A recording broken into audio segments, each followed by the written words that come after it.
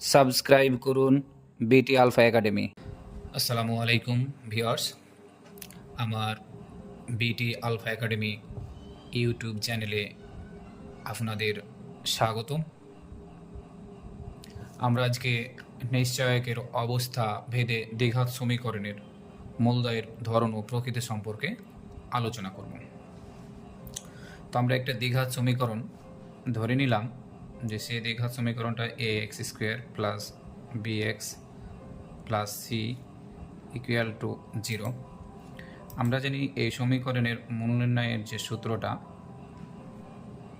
X equal to minus B plus minus root over B square minus 4ac by 2a। আশা করি আপনারা এই সূত্র সম্পর্কে অবগত আছেন। তো এইখানে আমরা একটা জিনিস আমরা মনে রাখব যে কোনো সমীকরণের সর্বোচ্চ ঘাত যত ওই সমীকরণের ততটি মূল বিদ্যমান থাকবে। যেমন এই সমীকরণটা এক্সের দ্বিঘাত সমীকরণ, তাই এই সমীকরণে এক্সের মূল হবে 2টি। যদি ত্রিঘাত হয় তাহলে এই সমীকরণের মূল হবে 3টি, এভাবে করে চলতে থাকবে। তো এখানে যেহেতু দ্বিঘাত সমীকরণ এক্সের, তাহলে এক্সের মূল হচ্ছে 2টি, একটা প্লাসের দিয়ে একটা হচ্ছে মাইনাস দিয়ে। তো এখানে যে এই যে বি স্কোয়ার মাইনাস 4ac আছে, এটাকে আমরা বলবো নিশ্চায়ক বা পৃথায়ক বলতে পারি। তো এই নিশ্চায়ক আমরা এখানে ডি দ্বারা প্রকাশ করব। নিশ্চায়ক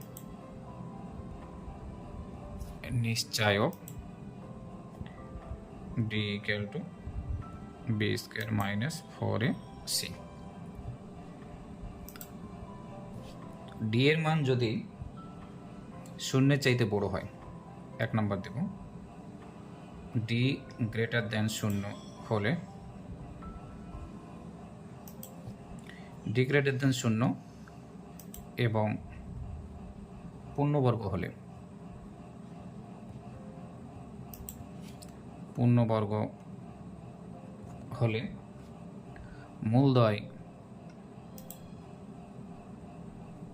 মূলদ্বয় বাস্তব অসমান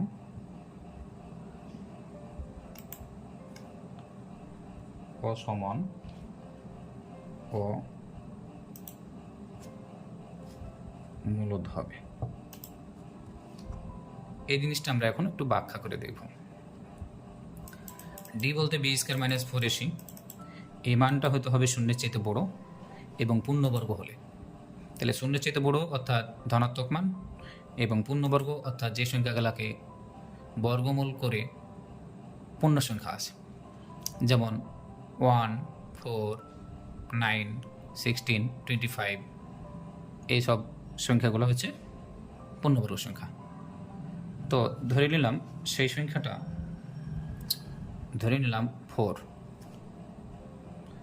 তো সেই সংখ্যাটা যদি 4 ধরি, তাহলে 4টা হচ্ছে অবশ্যই শূন্যের চেয়ে বড় অর্থাৎ ধনাত্মক এবং পূর্ণবর্গ। তো এই সংখ্যাটা শূন্যের চেয়ে বড়, আবার একে যদি বর্গমূল করি তাহলে আমরা একটা পূর্ণ সংখ্যা পাবো। অর্থাৎ এই সত্যকে আমার 1 নম্বর সত্যকে আমার সমর্থন করছে। তাহলে মূলদ্বয় হবে বাস্তব। কিভাবে? এখানে আমরা যে মূল নির্ণয় করার সূত্রটা লিখেছিলাম, এই মানটা যদি বসায় দেখি, X equal to minus B plus minus root over B square minus 4ac এর মান আমরা পেয়েছি 2। তাহলে এখানে আমরা 2 বসিয়ে দিই, এখানে হচ্ছে 2a। তাহলে এখানে 2টা মূল রয়েছে, যে 2টা মূল হচ্ছে একটা প্লাস দিয়ে একটা মাইনাস দিয়ে। যেমন মাইনাস বি প্লাস 2/2a একবার লিখতে পারি, আর একটা মাইনাস বি মাইনাস 2/2a লিখতে পারি। তাহলে আমি এখানে 2টা মূল পেলাম, একটা হচ্ছে এইটা আর একটা হচ্ছে এইটাকে মনে করলাম x1, এইটাকে মনে করলাম x2। তো আমরা দেখতে পাচ্ছি এই মূলটাকে বলবো বাস্তব, মানে বাস্তব সংখ্যা। এই মূলটা হচ্ছে বাস্তব সংখ্যা। আবার দেখেন এখানে এই মানটা এই মানটা কিন্তু সমান না, এটা প্লাস আর এখানে কিন্তু মাইনাস, এই কারণে এটা হচ্ছে কি অসমান। আবার এটা হচ্ছে মূলদ, p/q আকারে প্রকাশ করা যায়, এটা হবে আবার কি মূলদ। এবার আর একটা ডি এর মান দেখব আমরা, সেটা হচ্ছে যদি ডি গ্রেটার দ্যান 0 কিন্তু পূর্ণবর্গ না হলে, পূর্ণবর্গ না হলে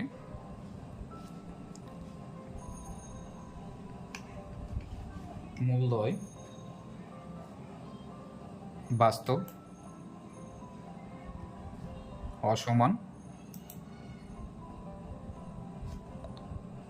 অসমান ও অমূলদ হবে। সেটা আমরা এখন ব্যাখ্যা করে দেখব। ডি এর মানটা শূন্যের চাইতে বড় কিন্তু পূর্ণবর্গ না হলে। তো পূর্ণবর্গ সংখ্যাগুলো আমরা কি শিখলাম? যেটা বর্গমূল করলে পূর্ণ সংখ্যা আসবে। তো পূর্ণবর্গ না হলে বলেছে, তো এমন সংখ্যা ধরে নিলাম 5। তো 5 সংখ্যাটা যদি ধরি তাহলে এটা ধনাত্মক সংখ্যা, কিন্তু এটা পূর্ণবর্গ নয়। √5 যদি করি তাহলে আমার দশমিকে চলে আসবে। তাহলে এই সত্যটা পূরণ করছে এই মানটা √5। তাহলে আমরা এই মূল নির্ণয় সূত্রটাতে বসায় দেখলে কি আসবে দেখা যায়। তাহলে x = -b ± √5/2a। এইখানেও দুইটা মান আছে, সেই দুইটা মান আমরা যদি বিবেচনা করি তাহলে -b +√5/2a আর একটা হচ্ছে -b -√5/2a। তো এইটা হচ্ছে x1 মনে করলাম, এটা মনে করলাম x2, আর এটা হচ্ছে x1। তাহলে আমরা দেখতে পাচ্ছি এইখানে শুধু পার্থক্য কি, 1 নম্বর সত্যতে বলেছিল পূর্ণবর্গ হলে সেটা হবে বাস্তব, অসমান, অমূলদ, কিন্তু পূর্ণবর্গ না হলে বাস্তব, অসমান ও অমূলদ। এখানে শুধু পার্থক্য হয়েছে, এখানে বলেছিল মূলদ কিন্তু এখানে শুধু অমূলদ। কেননা এই যে √5 সংখ্যাটা হচ্ছে কি পূর্ণবর্গ, পূর্ণবর্গ না হলেই সেই সংখ্যাটা হয়ে যাবে কি অমূলদ। এই 1 নম্বর আর 2 নম্বর সত্যে শুধু পার্থক্য হচ্ছে এটা হচ্ছে মূলদ আর এটা হচ্ছে অমূলদ। এই যে আমরা জানি মূলদ সংখ্যার সাথে অমূলদ সংখ্যা যোগ করলে সেটা অমূলদ হয়। তো মূল দুটা অসমান, এখানে প্লাস দিই এখানে মাইনাস, বাস্তব ঠিক আছে কিন্তু অমূলদ। অমূলদ হওয়ার কারণ এই যে √5টা অমূলদ, √5টা অমূলদ, অমূলদ সংখ্যার সাথে যাই যোগ করি না কেন এটা অমূলদই রয়ে যায়। তাহলে আমরা 2 নম্বর সত্য ব্যাখ্যা করে দেখলাম। এবার আমরা 3 নম্বর সত্যে যাব। যদি ডি এর মানটা অর্থাৎ পৃথকের মানটা বা নিশ্চয়কের মানটা যদি শূন্যের সমান হয়, তাহলে শূন্যের সমান হয় তাহলে মূল দ্বয় বাস্তব, তাহলে মূলদ্বয়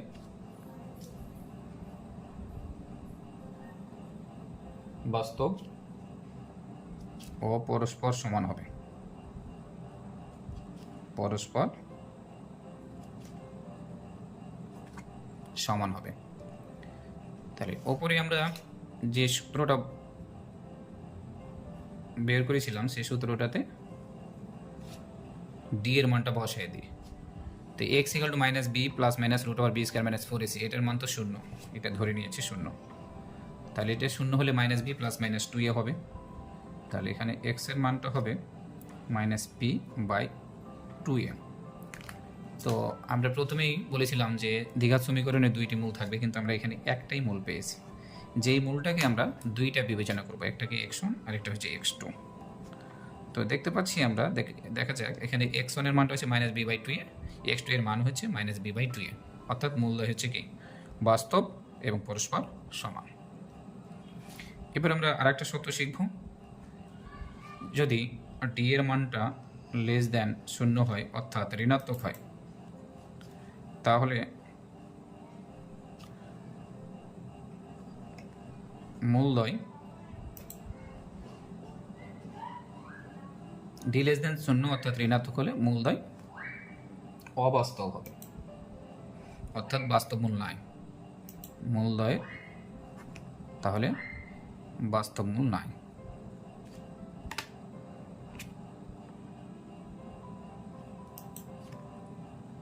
বাস্তব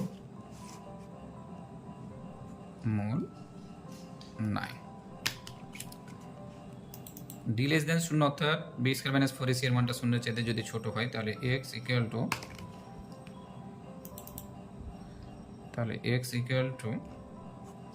minus B plus minus root over, যদি লেস দেন শূন্য ধরে নিলাম -6/2a। তাহলে এই -6 আমরা জানি রুট বর্গমূল ঋণাত্মক সংখ্যার বর্গমূল হয় না, এই কারণে এর কোনো বাস্তব মূল থাকবে না। আশা করি আমরা নিশ্চয়কের অবস্থা ভেদে দ্বিঘাত সমীকরণের মূলদ্বয়ের ধরনের প্রকৃতি সম্পর্কে আমরা ভালোভাবে বুঝতে পেরেছি। আল্লাহ হাফেজ। পরবর্তীতে আরও ভিডিও পেতে আমার চ্যানেলটি সাবস্ক্রাইব করুন।